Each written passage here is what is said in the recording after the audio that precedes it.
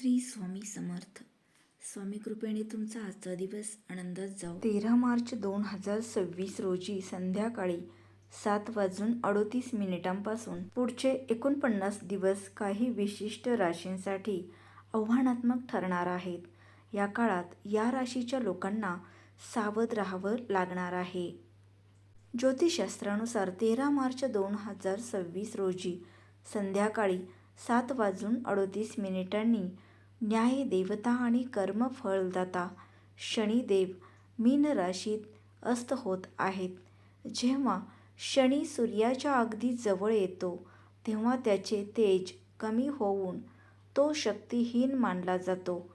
शनी या अवस्थेत पुढील 49 दिवस राहणार आहे. शनीचा हा अस्त 3 राशींसाठी आव्हानात्मक ठरू शकतो. या काळात नशिबाची साथ कमी आणि संघर्षाचे प्रमाण अधिक राहण्याची शक्यता असल्याने सावधान राहणे गरजेचे आहे. पहिली रास आहे कन्या. भागीदारी आणि आरोग्यात अडथळे. कन्या राशीच्या 7व्या भावात शनी अस्त होत आहे. यामुळे वैवाहिक आयुष्यात जोडीदाराशी विनाकारण वाद होऊ शकतात. भागीदारीत व्यवसाय करणाऱ्यांना आर्थिक फटका बसण्याची शक्यता आहे. तसेच पायाचे दुखणे किंवा मानसिक तणावामुळे आरोग्यावर परिणाम होऊ शकतो. या काळात कोणताही मोठा व्यावसायिक निर्णय घेणे टाळा. यानंतरची रास आहे सिंह. कामात विलंब आणि गुप्त चिंता.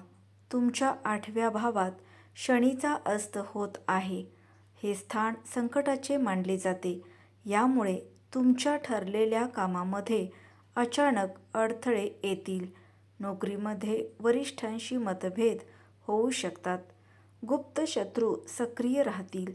त्यामुळे स्वतःच्या योजना कोणाशीही शेअर करू नका. वाहन चालवताना अत्यंत सावधगिरी बाळगा. पुढची रास आहे मकर.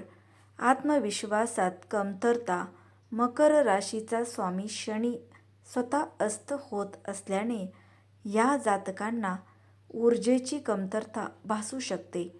निर्णय घेताना गोंधळ होईल आणि कामाचा उत्साह कमी राहील. आर्थिक बाबतीत हा काळ थांबा आणि पहा असा आहे.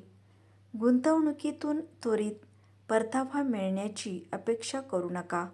भावंडांशी असलेल्यांना संबंधात दुरावा येण्याची दाट शक्यता आहे. व्यवसायात नवीन भागीदारीचे प्रस्ताव. नोकरी करणाऱ्यांसाठी पदोन्नतीची शक्यता आहे. आदर आणि सन्मान मिळेल.